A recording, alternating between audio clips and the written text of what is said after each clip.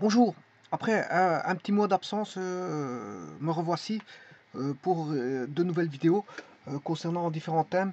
En tout cas, tout ce que je peux vous dire, c'est que le mois de juillet et août, c'est-à-dire le plein été 2022, a été très chaud et a été reconnu comme voilà, des périodes, notamment le mois d'août, la période la plus chaude depuis quelques années déjà. Donc on a eu un enregistrement des températures les plus élevées qui n'ont pas été enregistrés depuis de longues années.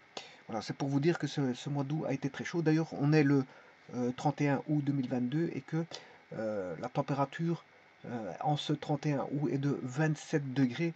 Bon, et donc on peut encore en profiter contrairement aux autres années où la température était en cette même époque plus basse. Alors, cette vidéo-ci va concerner tout simplement la construction d'un octogone et peut-être des petits calculs que je ferai sur cet octogone. Mais en tout cas, ce qui va m'intéresser, c'est l'apothème. C'est l'apothème, la construction de l'octogone. Alors généralement, pour construire un octogone, je ne veux pas le faire comme la manière classique. La manière classique, ici, c'est de dire, euh, bon, on trace une origine des angles. Là. Je prends une origine des angles. À partir de là, bon, je fais une division par deux.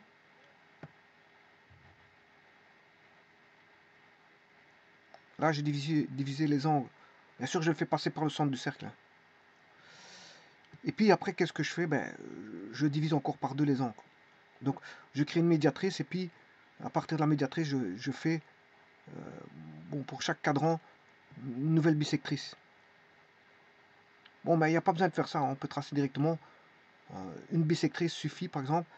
J'aurai la bissectrice qui est directement ici. Je n'ai pas besoin de le faire deux fois. Voilà. Idem pour l'autre côté, je fais une bissectrice complète. J'ai pas besoin de faire deux bissectrices pour deux cadrans différents.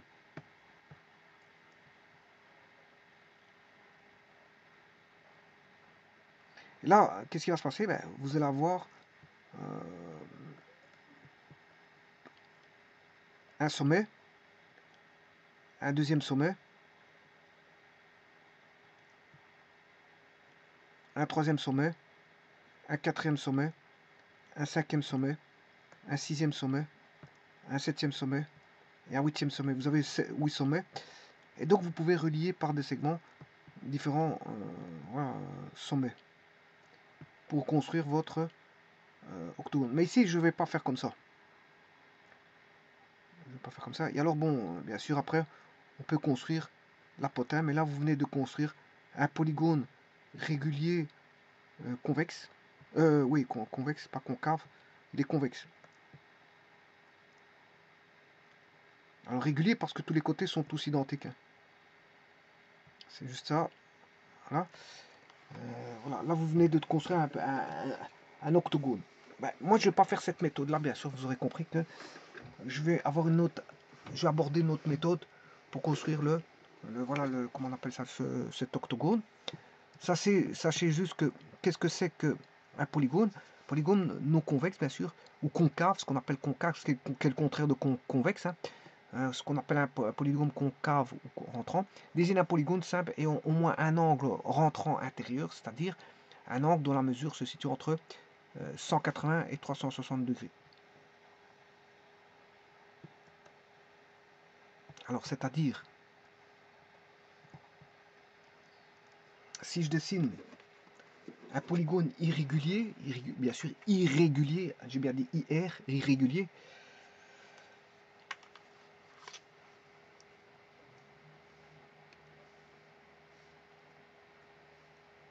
alors, je vais dessiner un polygone irrégulier.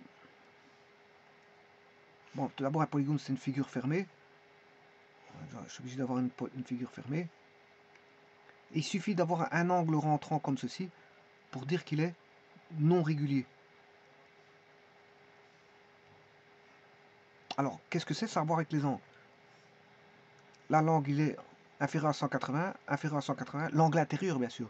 C'est un angle intérieur inférieur à 180, inférieur à 180, inférieur à 180, inférieur à 180. Par contre, ici, l'angle est supérieur à 180.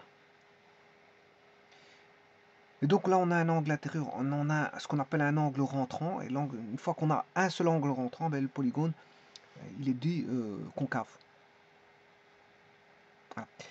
Alors moi, je veux construire par GeoGebra. Alors construisons-le par GeoGebra.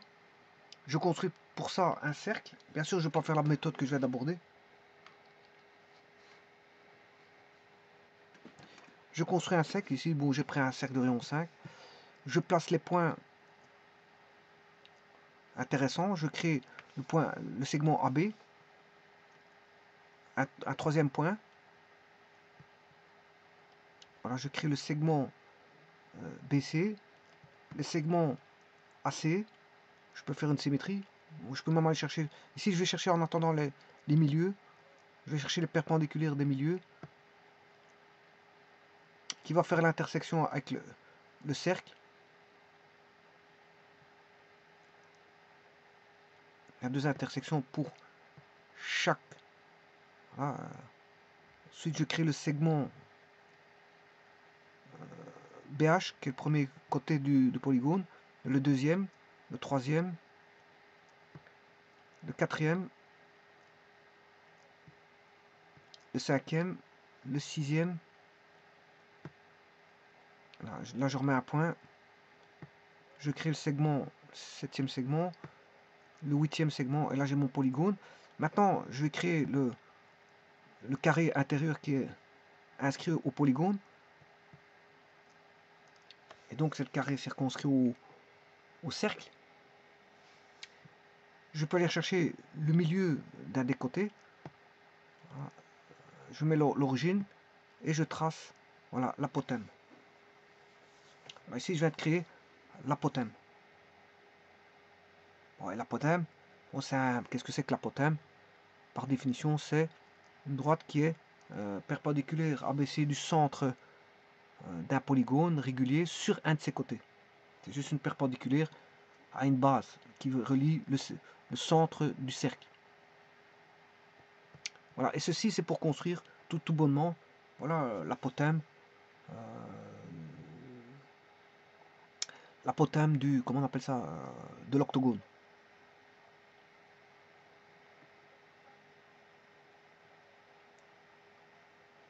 Je vous remercie.